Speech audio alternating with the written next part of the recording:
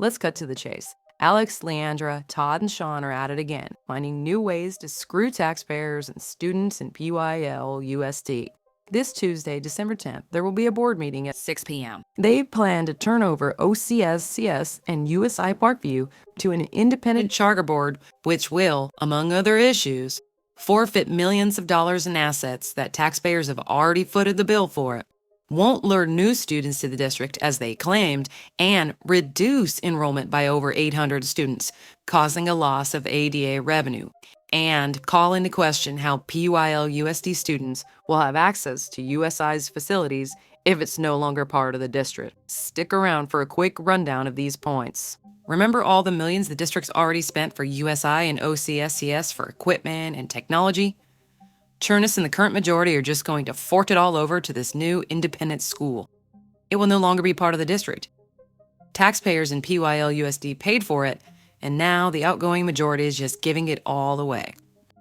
One of the supposed benefits when USI was being pushed was that it would bring in new students and revenue.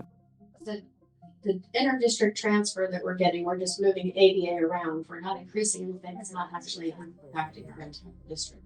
We are when we get kids from out of the district, that's new revenue. Well, right?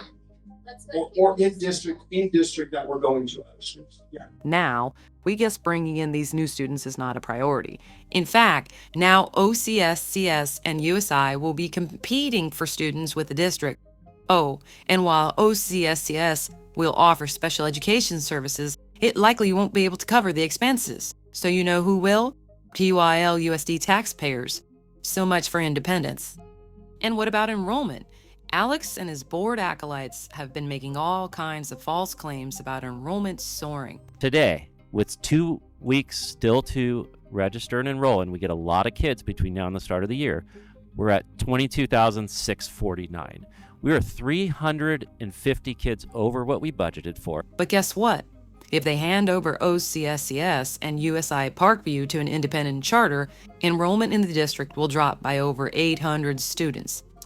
Averaging ADA to around $12,000 per student, this would represent a loss of over $9 million in revenues to the district. This decline would be the largest single-year drop in enrollment since 2019 to 2020 when COVID struck. And finally, these four horsemen of the fiscal apocalypse touted how students across the district could use the facilities at USI. Another question that came up about USI. We have approximately 4,700 high school students that are in athletics. And those 4,700 students will have the opportunity to access USI. But how will that be impacted now that USI will no longer be part of the district? And they have the nerve to say they put students first. Come on, they must really think we're idiots if they want us to believe that. So send emails and show up to the meeting on Tuesday if you can to let them know that this massive fraud won't go unchallenged. Let them explain why they're setting the district money on fire and don't accept their lie that this is best for students.